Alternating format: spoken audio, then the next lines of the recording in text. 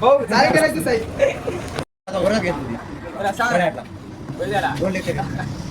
तर मित्रांनो, एका नवीन ब्लॉग मध्ये तुमच्या सर्वांचं स्वागत आहे. आजच्या दिवसात सुरुवात तुम्ही पाहिलीच बघा, आपल्या कृष्णा डॉन न केली.